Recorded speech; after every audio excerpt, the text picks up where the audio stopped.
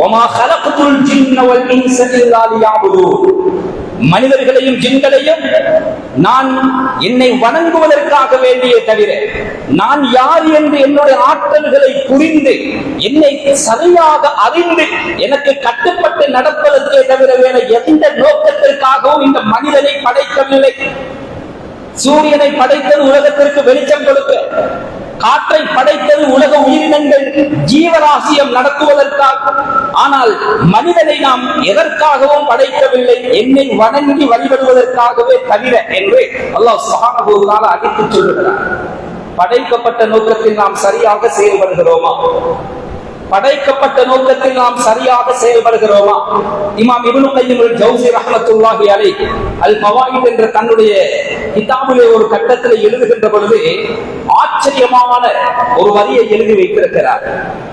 அல்லம் தகல்பக் ஃபயத்ருகு ஷஹ்வதஹு ஃபீ தனாவுலி மா ஸாதத் இஹ்திராமன் லிநிஅமதி வ ഖௌஃபன் மின் சத்வதி.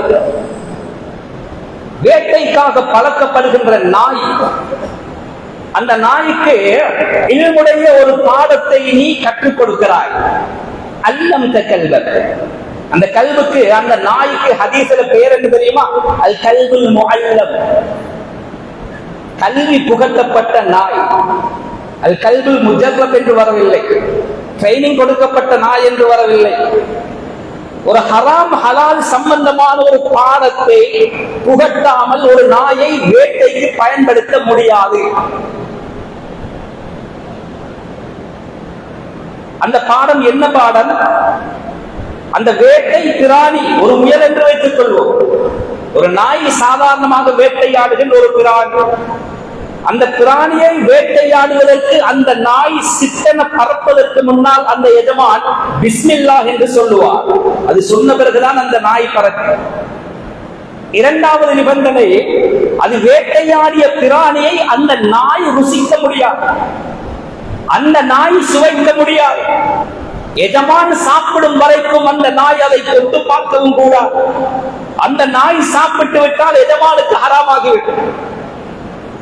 கண்ணியமான கணவான்களே, அன்பார்ந்த இஸ்லாமிய சகோதரர்களே, அல்லாமா இப்னு கய்யிம் அல் ஜௌஸி ரஹ்மத்துல்லாஹி அலைஹி அவர்கள் இந்த இடத்துல எதை தெளிவுபடுத்துகிறார்கள் என்றால், பகுத்தறிவில்லாத இஸ்லாத்திலே ஒதுக்கப்பட்டிருக்கின்ற, தடுக்கப்பட்டிருக்கின்ற, அசுத்தமான வருத்தத்திலே சேர்க்கப்பட்டிருக்கின்ற ஒரு நாய் தனக்கு புகட்டப்பட்ட ஒரே ஒரு பாடம், அந்த பாடத்திலே அது சிறப்பாக செயல்படுகிறது ரெண்டு நோக்கத்திற்காக.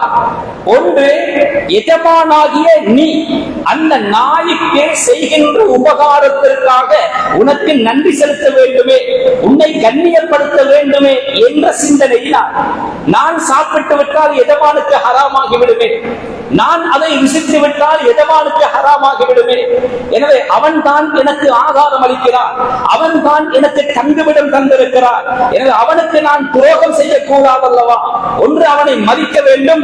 இரண்டாவது, மீறி நான் அதிலே செயல்பட்டு விட்டால் எஜமானுடைய கோபத்திற்கு ஆளாகி விடுவேனோ, அவனுடைய சாபத்திற்கு ஆளாகி விடுவேனோ, அவனுடைய தண்டனைக்குரியவனாக மாறி விடுவேனோ என்ற பயத்தின் காரணத்தினாலும் நன்றி உணர்வின் காரணத்தினாலும் போதிக்கப்பட்ட பாடத்தின்படி பக்குவமாக ஒரு நாய் நடக்கிறது என்றால், மனிதனே, மார்க்கமும் உனக்கு எத்துணை ஆயிரம் போதனைகளை சொல்லுகிறது.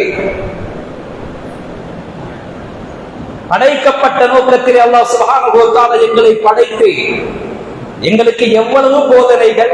நாம் நினைத்த மாதிரி இந்த உலகத்திலே எங்களுடைய கையிலே முளைக்கின்ற வளருகின்ற நகத்தை கூட வெட்ட முடியாத கண்ணியமானவர்.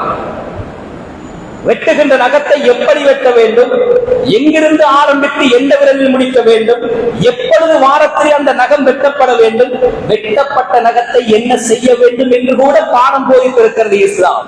அதை விடுங்கள், எங்களை மீறி, எங்களுடைய சக்தியை தாண்டி எங்களின் உடம்பில் இருந்து தானாக வெளிப்படுகின்ற கொட்டாவி இருக்கிறதை, அதை கூட நானும் நீங்களும் நினைத்த மாதிரி விட முடியாது. கொட்டாவி வருகிறதா? வாய் பிளக்க முன்னால் இடது கையை வைத்து வாயை மறைத்துக் கொள்ளுங்கள். என்று சத்தமிடாதீர்கள், ஷைத்தான் கைகொட்டி சிரிக்கிறார். சத்தம் வராமல் அந்த கொட்டாவியை மெதுவாக விட்டுவிட்டு அஊது பில்லாஹி மினஷ் ஷைத்தானிர் ரஜீம் என்று ஓதிக்கொள்ளுங்கள். விடுகின்ற கொட்டாவிக்குள்ளேயும் வாழ்க்கை தத்துவத்தை சொல்லி இருக்கிறார்கள் வல்ல நபி ஸல்லல்லாஹு அலைஹி வஸல்லம். எங்களை மீறி வருகின்ற தும்மல் வருகிறதா, அந்த தும்மல் வருகின்ற பொழுது வாயை மறைத்துக் கொள்ளுங்கள், அல்ஹம்துலில்லாஹ் சொல்லுங்கள்.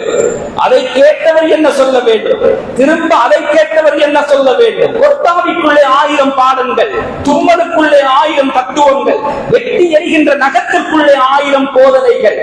அதைத்தான் மேடை பேச்சுக்களிலே சொல்லுவார்கள், எச்சி துப்புதல் தொடக்கம் ஆட்சி புரிகின்றவரை எப்படி எச்சி துப்ப வேண்டும் என்று கூட எங்களுக்கு மார்க்கம் போதித்திருக்கிறது என்றால் அந்த போதனை பிரகாரம் உலகத்திலே எங்களுடைய வாழ்க்கையை நாம் வாழ்கிறோமா? முஹர்ரமுடைய மாதத்திலே இருக்கிறோம். முஹர்ரமுடைய மாதம் இஸ்லாத்தின் முதல் மாதம்.